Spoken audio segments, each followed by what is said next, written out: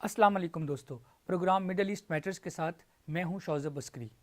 اگر کوئی آپ سے پوچھے کہ دنیا میں سب سے محفوظ ٹھکانہ کس شخص کا ہے تو تھوڑی دیر سوچنے کے بعد آپ جواب دیں کہ شاید بنجمن نتن یاہو جو اسرائیل کا وزیر اعظم ہے وہ دنیا کے محفوظ ترین مکان میں رہتا ہوگا۔ آپ کا جواب شاید درست ہوتا، لیکن اب حقیقت بدل چکی ہے۔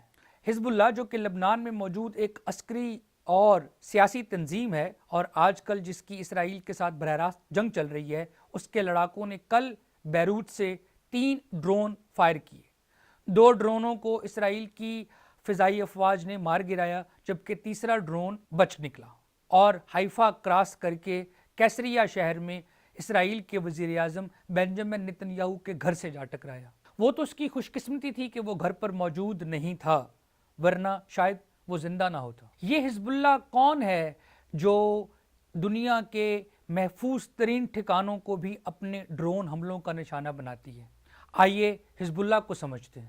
حزب اللہ لبنان میں موجود ایک عسکری اور سیاسی تنظیم ہے جسے ایران کی اسلامی انقلابی حکومت کی مدد سے 1982 میں قائم کیا گیا۔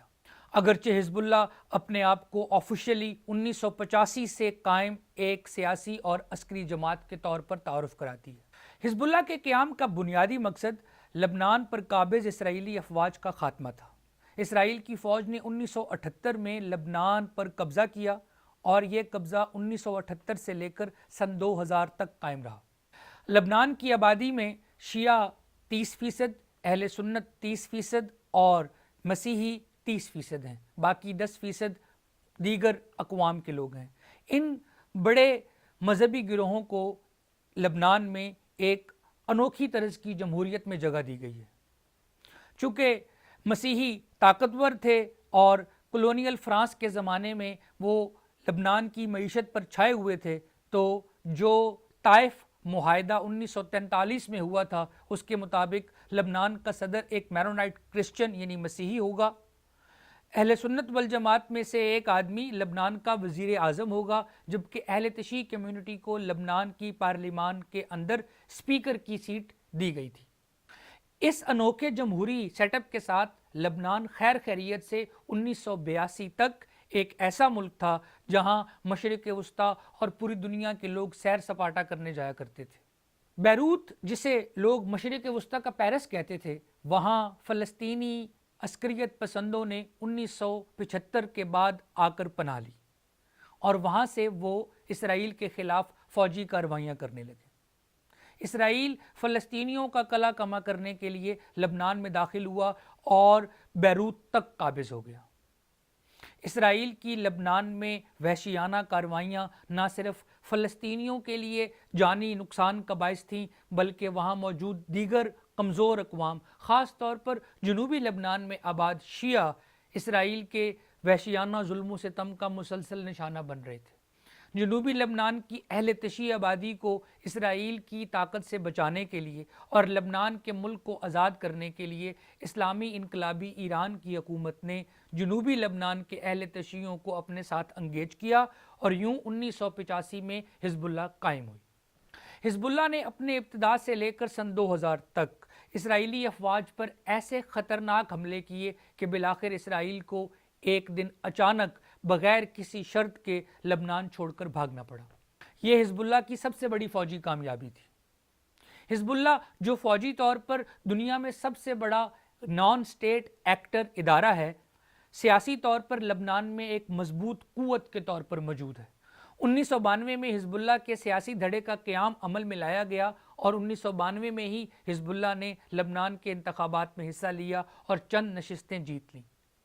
اس کے بعد سے ہونے والے انتخابات میں حزب اللہ مسلسل لبنان کی حکومت کا حصہ ہوتی ہے۔ حزب اللہ نہ صرف یہ کہ ایک عسکری تنظیم ہے جو اسرائیل کے خلاف مزاحمت کرتی ہے اور جس کا یہ مینیفیسٹو ہے کہ ہم اس وقت تک اپنے ہتھیار نہیں رکھیں گے جب تک لبنان کے آخری خطے سے بھی اسرائیل کی فوج نکل نہیں جاتی۔ حزب اللہ کے مطابق اس وقت بھی لبنان کا 10 کلومیٹر علاقہ ایسا ہے جس پر اسرائیل کی فوج کا قبضہ ہے، اسے شیبا فارمز کہتے ہیں۔ حزب اللہ کی عسکری تنظیم میں لگ بھگ 1 لاکھ لڑاکے ہیں اور ان کے پاس 1.5 لاکھ سے زائد راکٹ، ڈرونز اور میزائلز ہیں۔ حزب اللہ کے ہتھیاروں کے ذخیرے میں موجود ہتھیار اسرائیل کے تمام علاقوں کو نقصان پہنچا سکتے ہیں، نشانہ بنا سکتے ہیں۔ ہم نے دیکھا ہے کہ انہوں نے گولانی بریگیڈ کے ہیڈ کوارٹر پر حملہ کیا، انہوں نے حائفہ شہر میں پورٹ پہ حملہ کیا، انہوں نے تل ابیب شہر میں موساد کے انٹیلیجنس اداروں کے دفاتر پر حملہ کیا، انہوں نے مسلسل پچھلے ایک سال سے اسرائیل کے نارتھ کے 1000 سے زیادہ دیہاتوں کو ویران کر دیا ہے۔ 1 لاکھ کے لگ بھگ لوگ اسرائیل میں آج بے گھر ہیں، اور اس کی بنیادی وجہ حزب اللہ کے راکٹ، میزائل اور ڈرون حملے ہیں۔ حزب اللہ کا یہ کہنا ہے کہ وہ اسرائیل کے خلاف یہ جنگ حماس کی حمایت میں لڑ رہے ہیں، جب تک اسرائیل کی فوج غزہ سے نکل نہیں جاتی تب تک حزب اللہ جنگ بند نہیں کرے گا۔ اس جنگ میں حزب اللہ نے بہت سا نقصان اٹھایا ہے۔ پیجر اور واکی ٹاکی اٹیکس میں حزب اللہ کا کمیونیکیشن سسٹم بالکل ختم ہو کے رہ گیا، پھر ان کے اہم کمانڈر فواد شکر مارے گئے، پھر ان کے سربراہ سیکرٹری جنرل سید حسن نصر اللہ قتل ہوئے۔ ایک اطلاع یہ بھی ہے کہ ان کی جگہ لینے والے ہاشم صفی الدین بھی اسرائیل کے حملوں میں مارے جا چکے ہیں۔ کچھ لوگوں کا یہ دعویٰ ہے کہ حزب اللہ کے سربراہ نعیم قاسم شاید لبنان چھوڑ کر ایران منتقل ہو گئے ہیں، کیونکہ انہیں یہ لگتا ہے کہ اگر وہ لبنان میں موجود رہے تو اسرائیلی افواج انہیں قتل کر دیں گی۔ اسرائیل نے پچھلے 1 سال کے دوران لبنان میں 2500 کے لگ بھگ لوگوں کو ہلاک کیا ہے، اور ان میں بڑی تعداد شہریوں کی ہے، خواتین اور بچے اس مرنے والی تعداد کا ایک بڑا حصہ ہیں۔ یہ حزب اللہ جو پچھلے 1 سال سے اسرائیل کے خلاف جنگ لڑ رہی ہے، یہ صرف عسکری تنظیم نہیں بلکہ اس کا ایک سیاسی پہلو ہے اور ایک اس کا سماجی پہلو بھی ہے۔ سماجی سطح پر حزب اللہ کے زیر انتظام لبنان میں سکولز ہیں، المنار ٹی وی ہے، اور القرض الحسنہ کے نام سے ایک بینک ہے جو غریب لوگوں کو سستے قرضے فراہم کرتا ہے تاکہ لوگ اپنی زندگیاں بآسانی چلا سکیں۔ جنوبی لبنان کی اہل تشیع آبادی کی عسکری، سماجی، سیاسی اور معاشی ضروریات کی بنیادی ذمہ داری حزب اللہ کے پاس ہے، اور حزب اللہ کو یہ کوئی خوف نہیں اور کوئی شرم نہیں کہ وہ کھلم کھلا کہتے ہیں کہ ہمارے پاس آنے والے تمام پیسے جمہوری اسلامی ایران کی طرف سے آتے ہیں۔